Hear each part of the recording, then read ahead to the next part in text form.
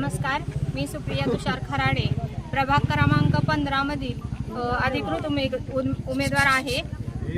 तर आपण या ठिकाणी ज्या काही समस्या आहेत त्याचं निराकरण बऱ्याच योग्य पद्धतीने करण्याचा विचार हा आमचा आहे आणि तो काही प्रमाणात गेल्या पंचवार्षिकमध्ये हा केलेलाच आहे आणि इथून पुढेही मतदार बंधूंनी आम्हाला एक संधी द्यावी आणि त्याचं आम्ही सोनं करून द्यावं असा विचार आमचा आहे।